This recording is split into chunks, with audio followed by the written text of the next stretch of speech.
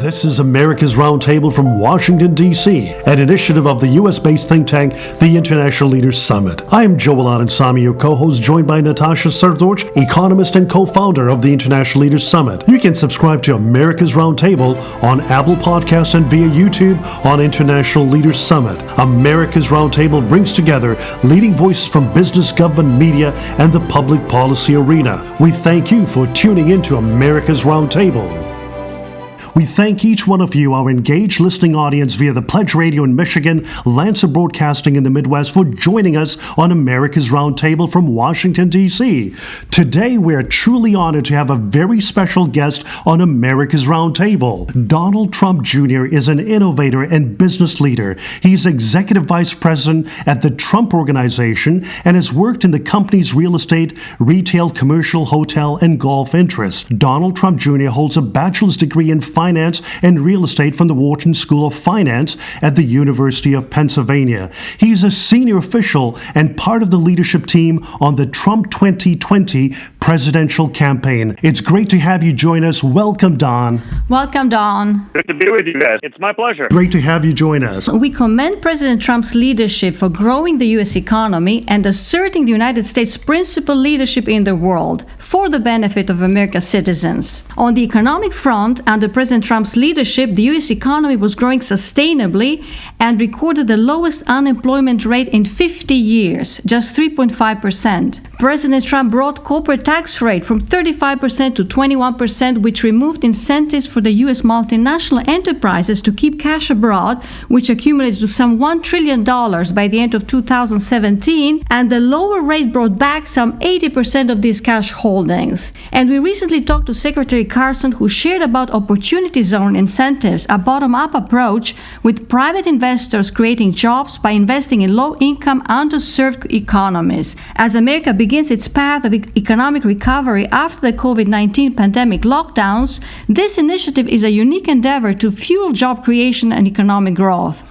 Don, could you kindly share with our listeners what are the next steps in reopening the U.S. economy and getting the U.S. economy back to the pre-coronavirus sustainable growth? Well, listen, I think there's a lot of steps in that process, but the reality is what you need is someone in charge who's actually done it before. Someone who's actually made promises about being able to grow an economy and deliver that. And my father, Donald Trump, has done that. In 2016, he was like every other politician, guys. You make promises, you say you're going to do something, you usually never do any of those things, try to get reelected.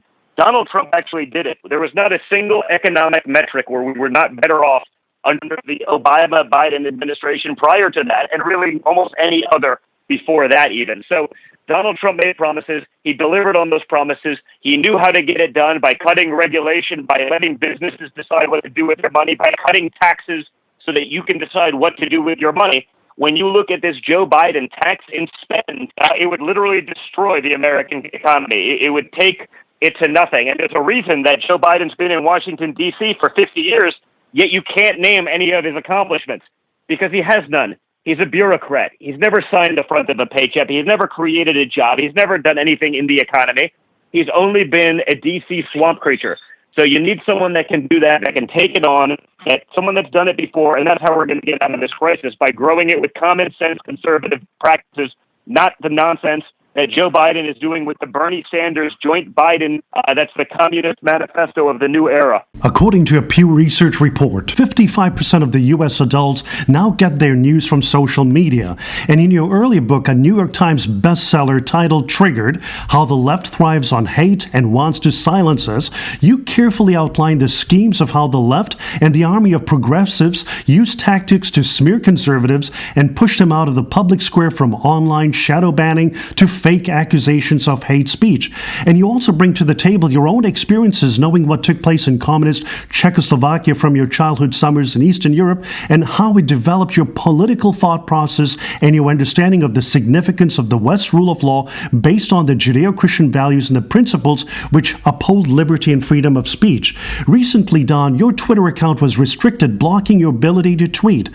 For a growing number of citizens and patriotic citizens and activists, they are deeply concerned about this communist approach being practiced by U.S. private-based companies. And what are your thoughts, Don, as we enter this important phase to the finish line on November 3, and how one side, the conservatives, are being deliberately sidelined on the social media front? Well, it's been happening for a long time. I always said all of the times that it's happened since 2016 and on has been I run for 2020. And it's the liberals, the California social media masters that are literally trying to influence an election by stymieing free speech, by cutting off conservatives. Numerous times it happened to me a few years ago on Instagram when I said, does this Jesse Smollett story, and no one's questioning it, I got taken down for perpetrating hate speech.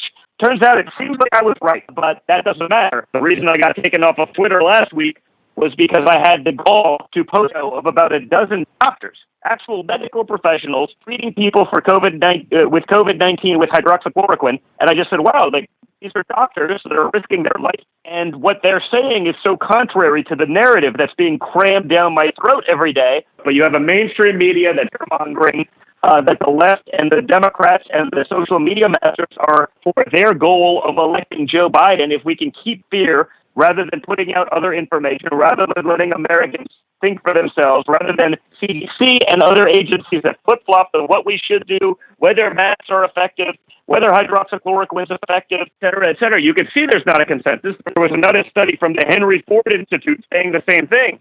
But Twitter put their finger heavily on the scale of censorship to prevent one side, because you've never heard of a single person on the other side of the spectrum ever complain about that kind of censorship being deplatformed, demonetized, or otherwise. It only happens one way. People in Eastern Europe are still experiencing censorship today, where these same companies are working with corrupt governments to help censorship, and here they're working against the U.S. elected government, against free speech, basically. Well, on the foreign policy front, President Trump's principal leadership toward NATO, China, and the World Health Organization has resulted in significant benefits for the U.S. taxpayers and consumers. President Trump is for the first time requiring accountability from international organizations and foreign governments in such a way that they are responding. Now, we American taxpayers are still contributing billions of dollars to the World Bank, which is funding some of the most corrupt governments around the world, including Zimbabwe, Ukraine, and Croatia. Croatia, which is blocking U.S. investments while opening the door for China and corrupt investments from other sources. For example, Ukraine received billions of dollars from the World Bank and additional billions directly from the U.S. taxpayers during Obama-Biden era, when Hunter Biden was on the board of Burdensome energy company. Now, as American taxpayers, we are subsidizing and perpetuating the impunity of the very corrupt networks that preclude the rule of law to take hold in those countries. Don, what are your thoughts about blocking our U.S. taxpayers' funding to corrupt regimes? We got to stop funding corrupt regimes. My father's done that. My father's, when he draws a red line, it actually means something. You see what they did with the 57 missiles into Syria. You see when he says he's going to do something, he actually does it. But that's not what we've gotten accustomed to from our governments and our officials doing anything. The reality is, my father said that that's not going to be the case with Joe Biden, whose son's taking money from corrupt Ukrainian oil companies, who's getting money with and doing dealings with the Chinese government. You need someone who's actually willing and able to stand up to these regimes for once and for all. We've realized that you've got a new book coming out, being released in September this year. What will your new book, which is titled Liberal Privilege, focus on, Don? Basically, during the quarantine/lockdown that we went through since March, I basically had a lot of extra time on my hands. I was at home, I was doing this, I'm saying, man, Joe Biden has been a 50-year bureaucrat, 50 years. In Washington, D.C. He was elected into office in his 20s. And I'm saying there has to be a lot out there. Why is that information not available to people? Why is the media not talk about his record, his policies, the graft that his family has taken? It's not just Hunter, it's his brother and this. Government contracts to build housing in Iraq when he's never built a home in his life. I mean, it's amazing. So I had all this time to do it and hired a researcher and started putting all the pieces together. And I wrote Liberal Privilege because having gone through the stuff that we've gone through, having seen the attacks they've done on my father, et cetera, over the last few years, I realized that we would never be able to get away with the stuff that was literally just a common part of Joe Biden's entire 50-year Washington, D.C. swamp career. And so I said, since we hear so much about privilege these days, the only kind of privilege we don't hear anything about is liberal privilege, which gives you the ability to do and say anything, have terrible policies that destroy America, and still get nominated to be potentially the president of the United States.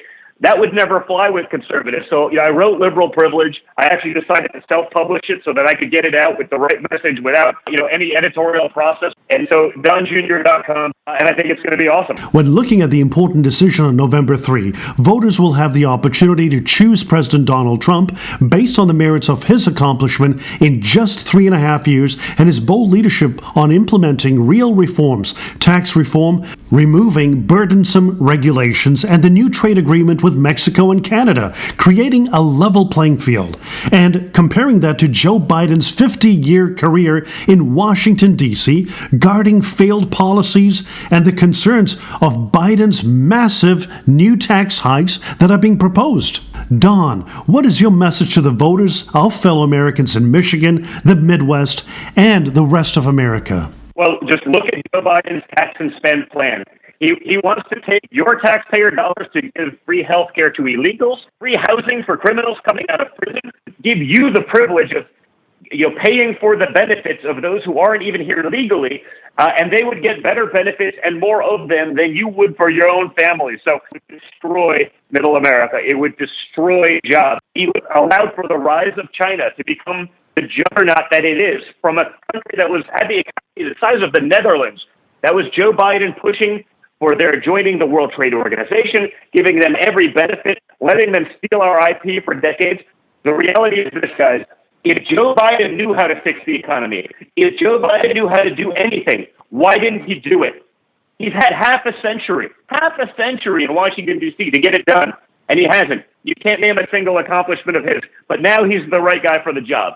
Give me a break. It's a joke, but you have a mainstream media that's abdicated their position of being journalists to be activists, to shill for the left. And that's what they're doing, and that's what we're up against. So go out there, inform yourselves. Maybe read Liberal Privilege. You can see. Obama's own Secretary of Defense, Robert Gates, Obama's own Secretary of Defense, said that Joe Biden's been on the wrong side of every decision of his entire career. At the time, it was 40 years. Now it's 50 years. Imagine that.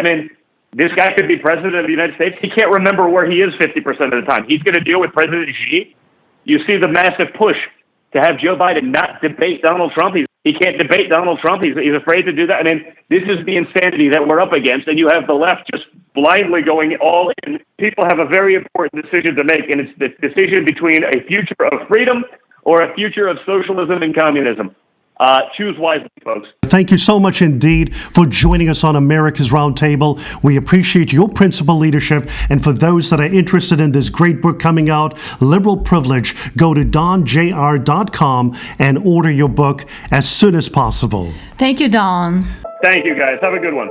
Thank you for joining us on America's Roundtable. America's Roundtable from Washington, D.C. is an initiative of the U.S.-based think tank International Leaders Summit. I'm Joel Anand, your co-host, joined by Natasha Srdoc, economist and co-founder of the International Leaders Summit. Subscribe to America's Roundtable on Apple Podcasts and via YouTube on International Leaders Summit.